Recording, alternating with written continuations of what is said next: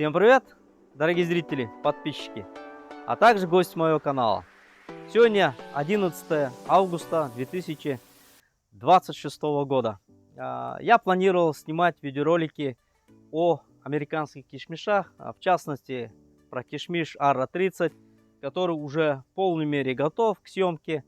Но вчерашние события внесли свои коррективы. Поэтому сегодняшнее видео будет касаться двух тем. Немного расскажу про кишмишный сорт Арра-30, о своих впечатлениях, о перспективах данного американского кишмиша. И также о мероприятиях, которые нужно проводить на винограднике после данного стихийного бедствия, скажем так, града. Я сейчас на экран выведу фрагмент вчерашнего града, о последствиях, которые будем говорить в дальнейшем в видео.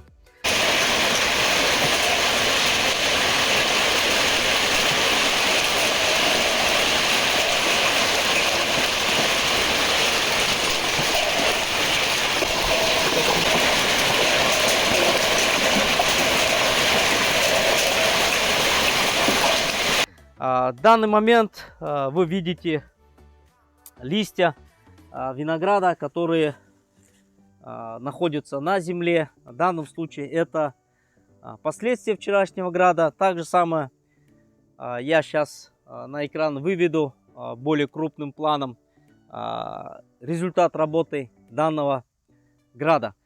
Ну что сказать, да, действительно, видео получается не столь торжественным. Эмоциональное состояние, конечно, я уже немножко так успокоился, но что есть, то есть. Давайте поговорим о кишмишном сорте как Арра-30. В данном случае данный кишмиш с ранним сроком созревания имеет вот такую вот очень красивую ягоду, нарядную. И в данном случае, не побоюсь данного слова, это очень хороший, перспективный кишмиш. Сейчас давайте посмотрим его на размер диаметра. Вот таким вот образом. Естественно, я взял наиболее крупную ягоду. Здесь ягоды есть и покрупнее, и поменьше.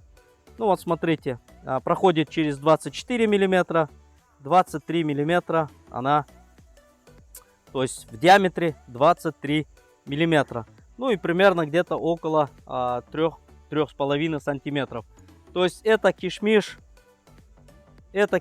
первого класса без семянности. То есть очень плотной, хрустящей ягодой. Видим, здесь присутствует вот кое-какие-то зачатки рудиментов, которые, ну и рудиментами не назовешь. То есть вот такие вот мягкие какие-то вот волосинки, недоразвитые косточки в винограде. Не придирайтесь к словам, а то некоторые придираются. Косточки, семечки. Суть от этого данного видео в полной мере не меняется. Это я касаемо того комментария данного комментатора. Я в большинстве случаев стараюсь не обращать внимания на такие комментарии, но иногда бывает, что через край. То есть смотрите на суть видео, о чем видеоролики. Так как бывает иногда люди цепляются за слова. Ну, бывает так, что вот что есть, то есть, в каком состоянии. Также хочу сказать за технологичность, ну вот последствия града, да, в таком состоянии находятся. То есть ягоды все побиты. Грозди у него получаются стандартные, примерно плюс-минус килограмм. И перспектива данного сорта в том, что она очень урожайная, дает стабильно по 2 соцветия на одном побеге. Урожайность у него очень высокая. И также самое у него стандартные грозди. И что мне нравится в данных вот кишмишных сортах зарубежных, то что они как калиброванные, то есть хорошо опыляется, хорошо завязываются и стандартные грозди. Также самое, расскажу один из моментов, случаев, когда в Корее знакомые приехали к обменному опытом. И когда они говорили о том, что есть грозди винограда, которые достигают 2-3 килограмм, на что кореец удивленно То есть после того, как переводчик ему перевел, говорит: а как вы продаете такие большие, огромные грозди? То есть для него было непонятно, потому что разница в бриксах между верхней ягодой и нижней ягодой при таких огромных гроздях 2-3 килограмма. То есть колоссально, 2-3 брикса. А здесь грозди получается стандартные, плюс-минус 800 грамм до килограмма. То есть все ягоды калиброванные, размер стандартный и хорошим сахаронакоплением. И она очень хорошо висит, не теряя своих вкусовых качеств. Она получается хрустящая ягода. Ну, скажем так, у данного кишмишного сорта хорошая перспектива, хорошее будущее.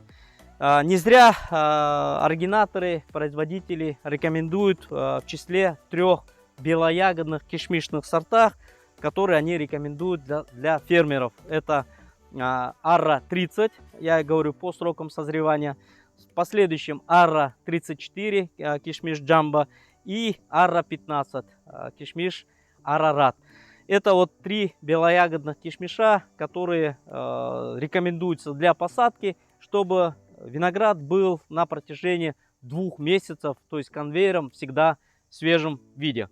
Это то, что касаемо кишмишного сорта Арра 30. Извините, может получилось немножко так сумбурно, но что есть, то есть. Видеоролик получается такой. Теперь давайте поговорим о последствиях града, какие нужно проводить мероприятия на винограднике. Так какие же нужно провести мероприятия на винограднике после града? В первом случае это зависит от различных факторов. То есть в какой стадии развития виноградника был град. Если это более ранние сроки, там другой алгоритм действий. А в данном случае, когда повреждение градом в такой период, когда идет в полной мере созревание наших ягод, другой алгоритм действий. Также он зависит от степени повреждения листового аппарата. Если менее 20%, это одни, скажем так, рекомендации. До 60%, другие более 60% повреждения листового аппарата, другие рекомендации.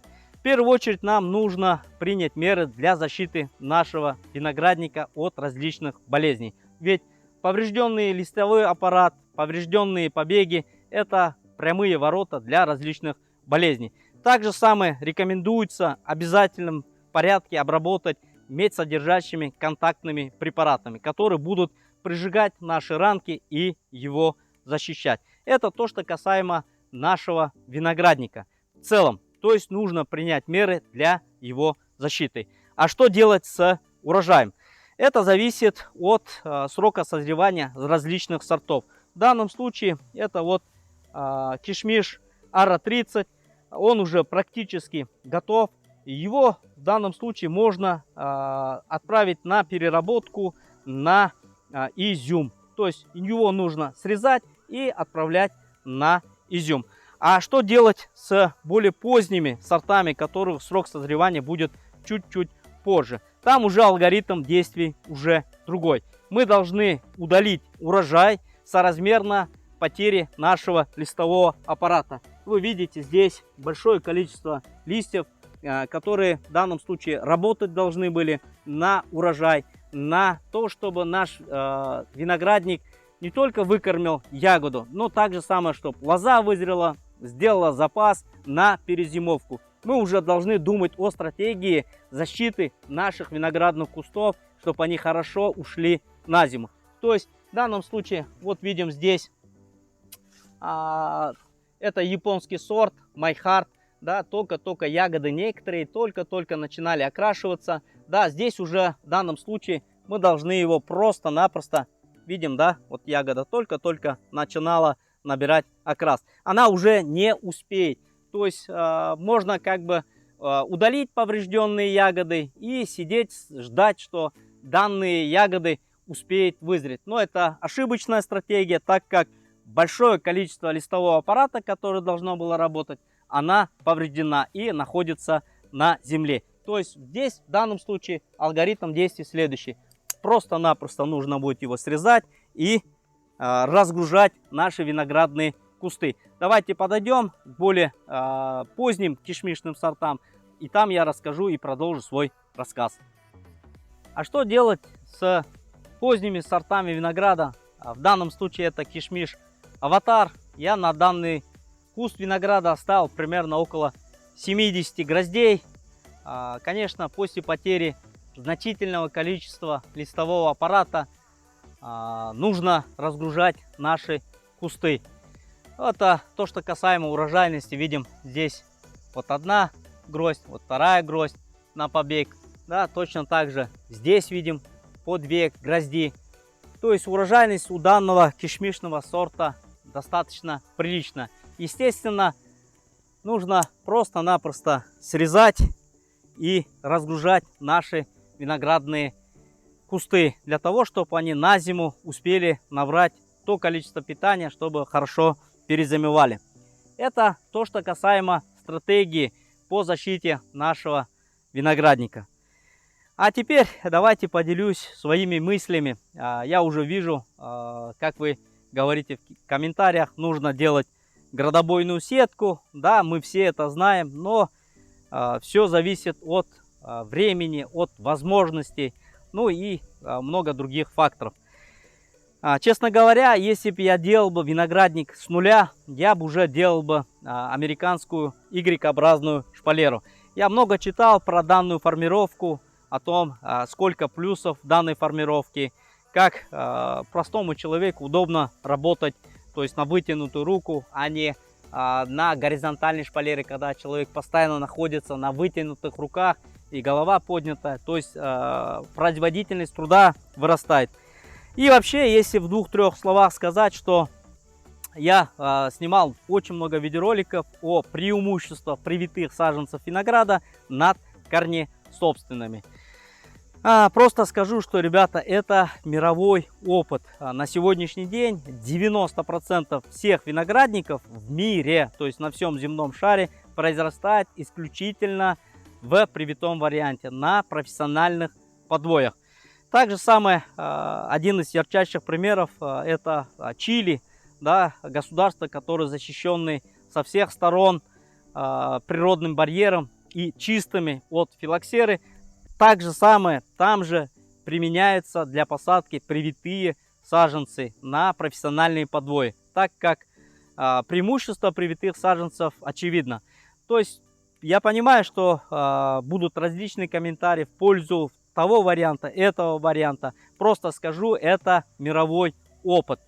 Так же самое я снимал видеоролик, сравнивая наши гибридные формы с косточками, да, и разницу между зарубежными кишмишными сортами. Для меня выбор очевиден. То есть перспектива развития в сторону кишмишных сортов очевидна. Так же самое это мировая практика. Скажу, что один из фактов, что продажа косточковых сортов винограда на прилавке пишется: внимание, виноград с косточкой. То есть уже акцентируется внимание. То есть для потребителя виноград уже без косточки не является диковинкой. То есть 90% винограда на прилавках без косточки. Так же самое, имея зарубежный мировой опыт в плане формировки, я понимаю, что преимущество Y-образных шпалеры очевидно. То есть там все факторы учтены. Физиология винограда, о том, что нет там зеленых операций по посынкованию или значительно сокращается. То есть все эти факторы учтены. Также самая градобойная сетка в промышленных виноградниках является неотъемлемой ее частью. Да, я уже думал над этим, но готовую шпалеру переделывать под Y-образную шпалеру, ну, как бы, ну, что всегда когда-то является причиной. То есть лишний повод лично для меня задуматься о том, чтобы перевести свой виноградник. Хотя я давно уже об этом думаю и мечтаю. То есть имея зарубежные сорта и их культивировать ровно в том виде, в котором производится за рубежом. Да, ребята, град в течение 10 минут может уничтожить усилия целого года виноградаря. Мы его защитили от весенних заморозков, также самое лелеяли, защищали его, уже были на финишной прямой. Поэтому, на мой взгляд, в промышленном виноградарстве градобойная сетка является неотъемлемой ее частью. Так же самое видим здесь кишмиш Lamborghini. Да, она уже не успеет. Как видим, листового аппарата практически нет, не осталось. Мы его будем безжалостно удалять. То есть кишмишные сорта, которые достигли своей зрелости, можно сделать изюм, а аватар и Lamborghini будем удалять для того, чтобы наши кусты ушли в зиму совершенно подготовленными запасом питательных веществ. Всем пока, до новых видео.